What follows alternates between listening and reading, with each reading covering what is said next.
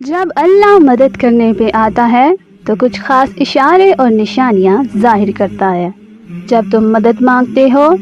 تب تم تک ان ذریعوں سے مدد پہنچائی جاتی ہے جن کا تم تصور بھی نہیں کر سکتے، سے نوح تک پہنچائی گئی،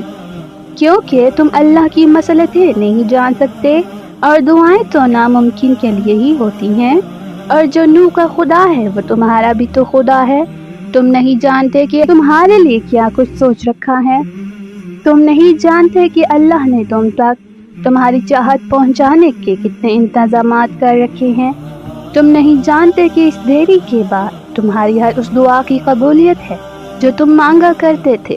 تم نہیں جانتے جس کی تجلی سے کوہ طور راکھ ہو جائے اس کا ایک حکم کیا سے کیا کر سکتا ہے، تم نہیں جانتے کہ تمہارے خوابوں کو پورا کرنے کے لیے اس نے کیسی تدبیریں بنا رکھی ہیں، تم نہیں جانتے کہ تمہیں توڑنے میں ہی اس نے جوڑنے والے سبھی راز چھپا رکھی ہیں، تم نہیں جانتے کہ اس نے اختتام میں تمہاری رضا کو ہی تمہارا مقدر لکھ رکھا ہے۔ جب تم محسوس کرنے لگو کہ آخری حد تک آزمائے جا رہے ہو تو سمجھ جاؤ کہ تمہارے معاملے کا فیصلہ اور اللہ کی جانب سے مدد کا وقت یقیناً بہت قریب آ رہا ہے۔ بس تم اللہ کی جانب سے آنے والے حکم کے انتظار میں صبر کیے رہو، اللہ کسی بھی حال میں تمہیں دربدر نہیں ہونے دے گا۔ پھر تم اللہ کے فیصلوں سے کبھی مایوس مت ہونا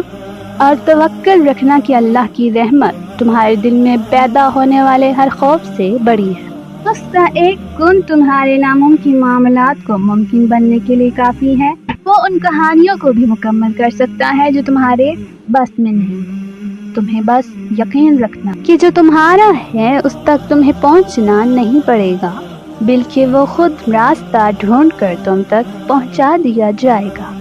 یہ دکھ تو بس تمہیں اللہ سے آشنا کرانے کے لیے آتے ہیں،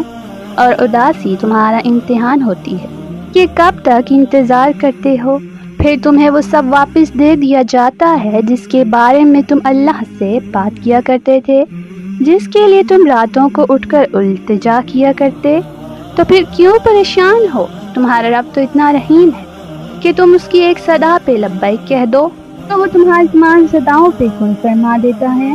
تم اس سے بھلے لاکھ دفعہ ہی کیوں نہ منہ موڑ دو، مگر پلٹ کر جب اس کو پکارو گے تو وہ تمہیں ہمیشہ اپنے پاس ملے۔ اس کی محبت تو ایسی ہے کہ وہ روٹھ کر بھی روٹھا ہوا نہیں لگتا، تو پھر ایسی محبت سے مایوسی کیسی؟ تو پھر جو چاہیے اسے اللہ سے ضرور مانگو، مگر اس کے پیچھے بھاگو مت۔ اگر دل کا سکون چاہتے ہو تو ان معاملات کو اللہ کے حوالے کرنا سیکھو جنہیں تم بدل نہیں سکتے، دستبردار ہونا سیکھو، چیزوں کو آزاد کرنا سیکھو، خود سے محبت کرنا سیکھو۔ تمہاری مستقل دعائیں ناممکن کی قبولیت کو ممکن بناتی ہیں، تمہارا یقین ہی تم پر وہ دروازے کھولتا ہے کو کھولنا کائنات کی کسی شے کے بس میں نہیں ہوتا، تمہارا صبر ہی تمہیں معجزوں سے ملواتا ہے، اور کن سے فیکون تک ہر ادھوری کہانی مکمل ہو جاتی ہے، اور وہ دعا جو منہ سے نکلتی ہے قبولیت کے مراحل میں داخل ہو جاتی ہے، وہ ٹوٹے ہوئے دل کی دعا ہے۔ بس پھر جو مانگ لیا جاتا ہے اس کی عطا میں دیری نہیں کی جاتی، پھر وہ شے بھلے ہی تمہارے نصیب کا حصہ نہ ہو۔ کیا تم نے سنا نہیں؟ تمہارا رب سب کچھ کر سکتا ہے،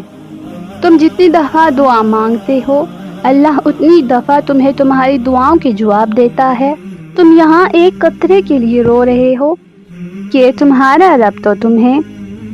7 سمندر عطا کرنے پر بھی قدرت رکھتا ہے، تمہارا کام بس دعا کرنا ہے، عطا کی تدبیریں وہ خود بناتا ہے، جس نے صرف 6 دنوں میں آسمان اور زمین اور ان میں موجود ہر چیز بنا ڈالی۔ تمہیں لگتا ہے کہ اس رب کے لیے تمہارا مقدر بدلنا مشکل ہے؟ اس کے لیے کچھ بھی ناممکن نہیں۔ اس غم کے بعد اس نے تمہارے لیے خوشی کو چن رکھا ہے، مشکل وقت کے بعد تمہارے لیے آسانیاں ہی